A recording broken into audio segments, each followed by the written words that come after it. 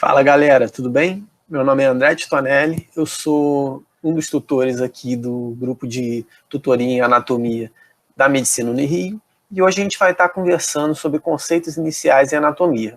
É um tema básico, mas que vai ser de fundamental importância para a gente seguir de uma maneira legal aí nos conteúdos de anatomia. Bom, nessa aula eu vou falar das regiões do corpo, da posição anatômica e de termos de relação e comparação. Sobre as regiões do corpo. São basicamente 7, né? Aqui no número 1, a cabeça, seguida do pescoço, da região torácica, do abdômen, da pelve e dos membros superiores e inferiores. Posição anatômica. O que é a posição anatômica?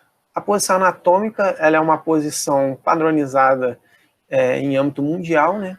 Conforme a qual a gente vai fazer as descrições anatômicas. E por que é importante a gente estabelecer uma posição anatômica, né?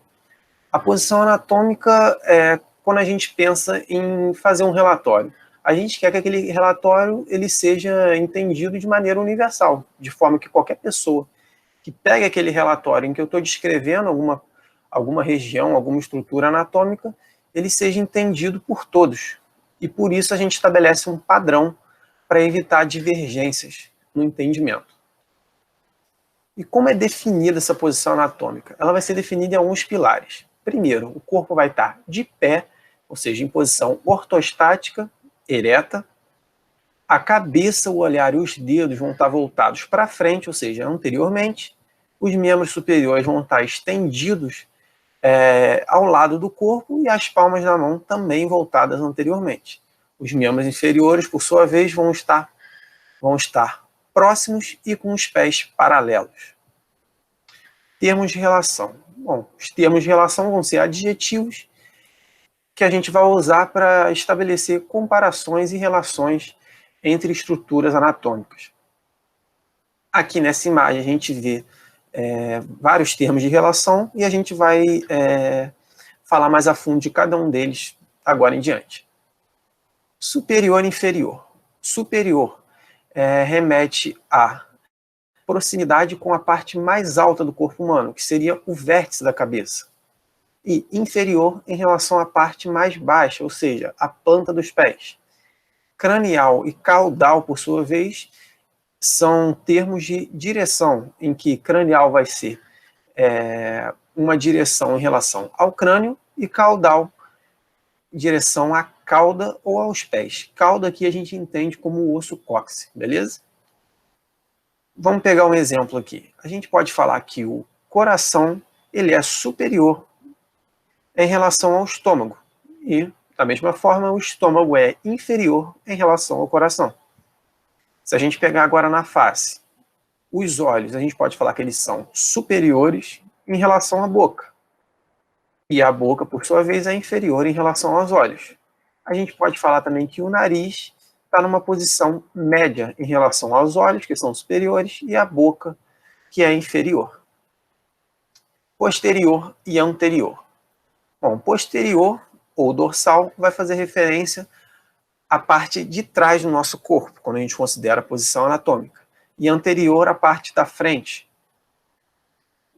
Pegando aqui, por exemplo, o esqueleto do pé. A gente vai ter esses 3 ossinhos que eu marquei aqui, o calcâneo, os metatarsais, né, que na verdade são 5 ossos, e as falanges. A gente pode falar aqui, na posição anatômica, o calcâneo é posterior em relação às falanges, que são anteriores, e os metatarsais, em relação a esses dois, são médios, beleza? Pegando aqui também, uma observação importante que a gente tem que fazer. Quando a gente se refere a estruturas do encéfalo, é normal a gente achar o termo rostral como um sinônimo para anterior. Por exemplo, se a gente tivesse um encéfalo aqui, a gente teria nessa região o lobo frontal, e esse lobo frontal a gente poderia falar que ele é rostral, ou seja, anterior, em relação ao cerebelo, que estaria mais ou menos por aqui. Algumas observações importantes aqui também. Se a gente pega os pés, nós temos aqui a face dorsal, que é superior. No slide anterior, a gente viu que dorsal fazia referência posterior. Só que dorsal em anatomia pode ser aplicado em outro sentido também, porque dorsal pode se referir a algo que está proeminente anteriormente, como é o caso aqui do chamado peito do pé, né? A parte de baixo do pé seria a face plantar. Pegando as mãos, a gente teria a face palmar e a face dorsal. A face dorsal da mão, sim, ficaria voltada posteriormente, considerando a posição anatômica. Quando a gente pega um nariz, por exemplo, aqui, a gente teria o dorso nasal, que é muito visto em cirurgias plásticas, né, em que há uma redução desse dorso nasal, como a gente pode ver aqui no nariz da direita. E na língua, da mesma forma, teríamos o dorso da língua.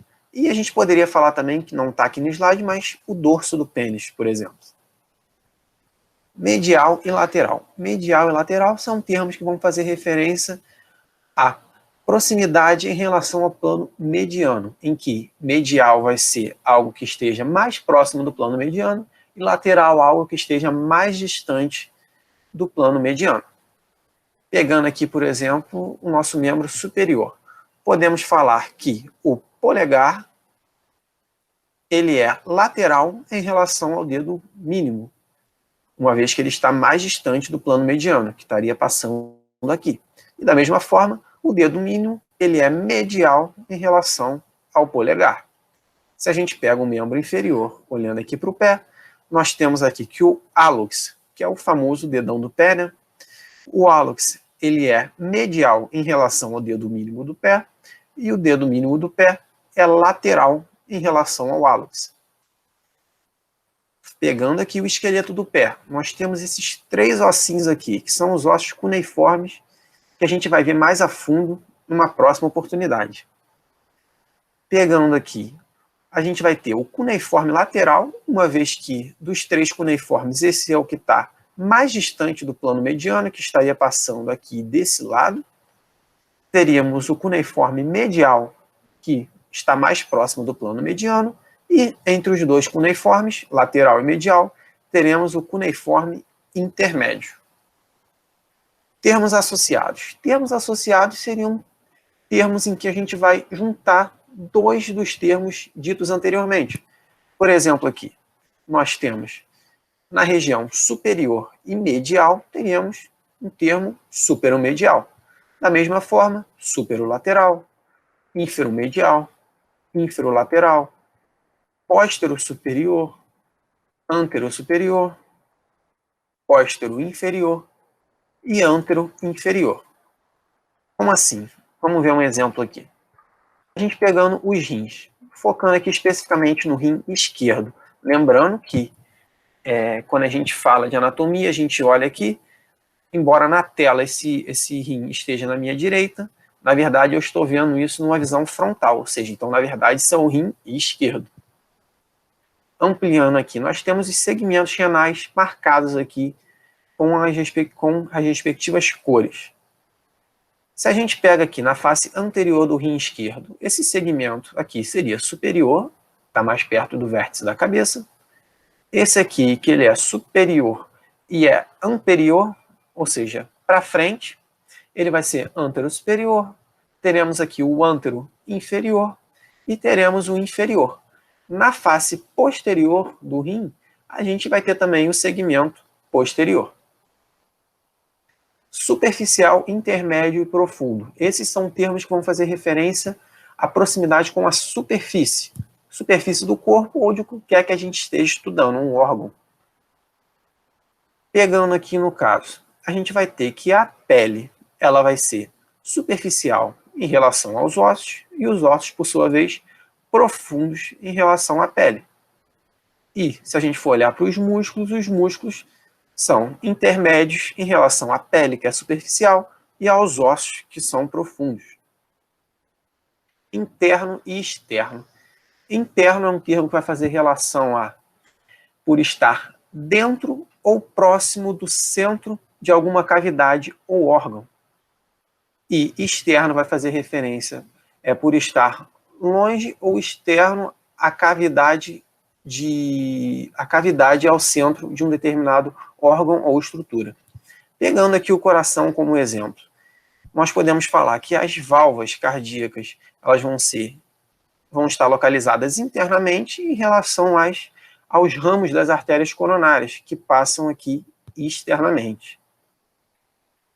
Proximal e distal são termos que vão fazer referência à inserção dos membros que a gente vai estar analisando. Por exemplo, aqui a gente pega um membro superior. O membro superior vai se estender, ele vai se inserir aqui na região do ombro. Então, essa parte que vai ser a região proximal e a parte mais distante vai ser a região distal. Da mesma forma, no membro inferior. Pegando o exemplo aqui, nós podemos falar que o cotovelo vai ser distal em relação ao ombro, ou que o ombro é proximal em relação ao cotovelo.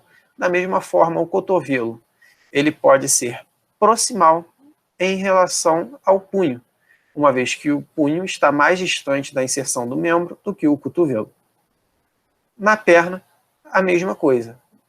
A gente pode falar que o joelho ele vai ser proximal em relação ao pé, e o pé vai ser distal em relação ao joelho. Pegando aqui o esqueleto da mão, vamos olhar especificamente as falanges. Bom, a falange aqui mais próxima da inserção do membro seria a falange proximal. A falange mais distante, a falange distal. E entre essas duas falanges nós teremos a falange média. Bilateral e unilateral. Bom, o rim é um exemplo de estrutura bilateral. Está presente dos dois lados do corpo. Então a gente vai ter um rim direito e um rim esquerdo. Quando a gente olha para o baço já, o baço é unilateral, uma vez que ele vai estar presente apenas em um lado do corpo. Ipsilateral e contralateral. Bom, se a gente pega aqui, por exemplo, e a gente pega essa mão direita e o pé direito, nós podemos falar que a mão direita é ipsilateral ao pé direito, porque estão do mesmo lado do corpo. Agora, se a gente pega, por exemplo, a mão direita e a mão esquerda, nós podemos falar que a mão direita é contralateral à mão esquerda, uma vez que estão em antímeros, ou seja, em lados distintos do corpo. Bom, a gente vai estar falando aqui dos princípios gerais de construção do corpo humano. O que são esses princípios? Vão ser padrões para a gente delinear a construção anatômica do nosso corpo. Primeiramente aqui, a antimeria. A antimeria é um princípio segundo o qual o corpo vai ser dividido em antímeros direito e esquerdo. O antímeros aqui a gente entende como metades. E essas duas metades vão ser semelhantes em forma e função. De modo que a gente pode falar aqui que visualmente o nosso corpo apresenta uma simetria bilateral.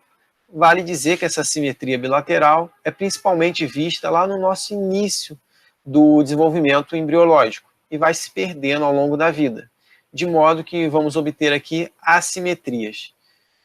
Dentre das assimetrias aqui temos a assimetria morfológica, em que a gente pode pegar como exemplo o coração, que está mais à esquerda, e o fígado, que está mais à direita, e a assimetria funcional, como exemplo aqui o destrismo, que seria o uso preferencial dos membros direitos pela maior parte da população. Seguindo aqui, nós temos a metameria, que é um princípio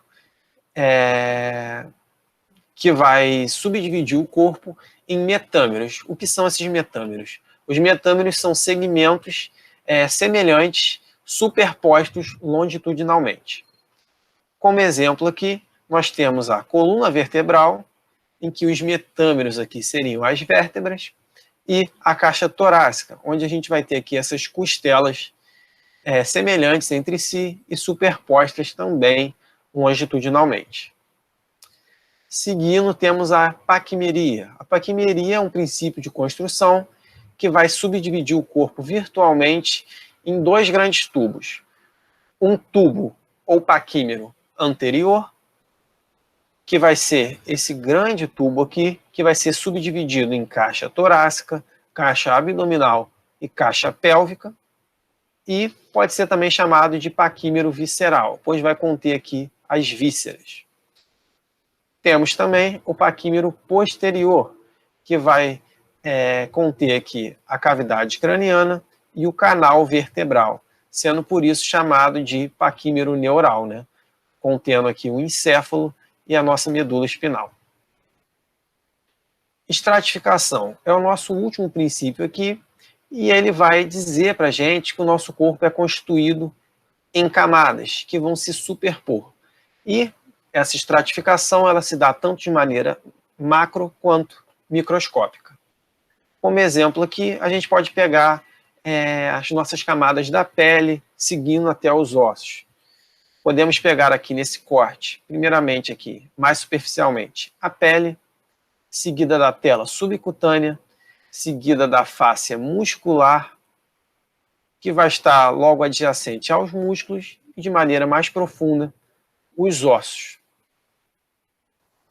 Essas são as minhas referências. Eu espero que tenha ajudado vocês. Qualquer coisa, deixem nos comentários uma dúvida, que a gente vai fazer o possível para sanar todas. E é isso, gente.